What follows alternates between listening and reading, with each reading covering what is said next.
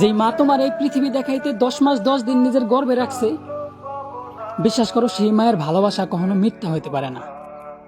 তোমার জন্মের পর থেকে নিয়ে যেই মানুষটা সারাটা জীবন তোমার পাশে বটগাছের মতো ছায়া হয়ে আছে, সেই বাবার ভালোবাসা কখনো স্বার্থের জন্য হইতে পারে না। তাই বাবা মারে প্রচুর ভালোবাসো, ততটুক ভালোবাসো যতটুক ভালোবাসলে এই সমাজে আর বৃদ্ধাশ্রম থাকবে না। ততটুকু ভালোবাসো যতটুক ভালোবাসলে বাবা মার মোনাজাতে থাকা যায়, তাদের অভিশাপে না। কারণ এই সমাজে ভালোবাসার মতো অনেক ছেলে আছে ভাই, কিন্তু ভালোবাসা পাওয়ার মতো তাদের বাবা মার এই পৃথিবীতে নেই। সত্য গল্প তুলে ধরলেই ভালো নায়ক। তুমি নারী মায়াবী, তুমি নারী কষ্টের পাহাড়, তুমি নারী সুখের পাহাড়। নারী এমন একটা জিনিস যে নারী বিয়ের পর নিজের স্বামীকে নিয়ে চায় আলাদা হয়ে থাকতে।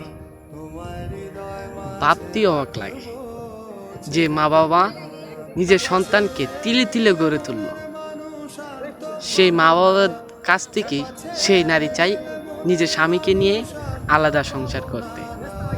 যে মা 10 মাস 10 দিন গর্ভে ধারণ করলো, এতদিন আঁচলের নিচে ঝড় তুফান সবগুলার থেকে বাঁচিয়ে রাখলো, সেই মার কাছ থেকে চাই সেই নারী তার সন্তানকে আলাদা করতে।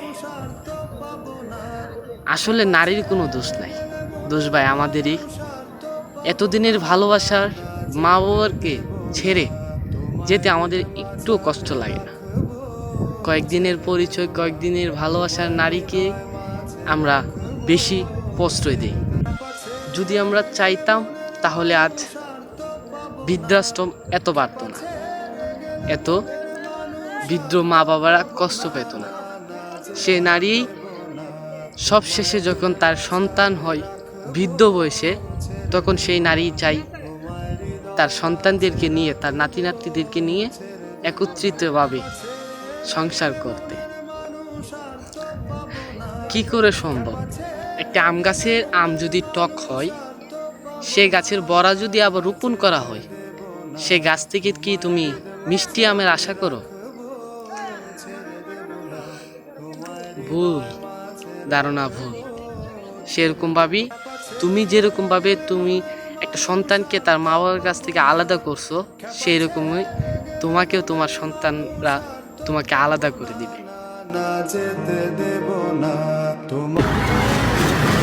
আমার ছোট একটা জীবনের ছোট একটা কাহিনী, যতটুকু আমি জানি, বাবা মার বাচ্চা, মায়া আমার রানী।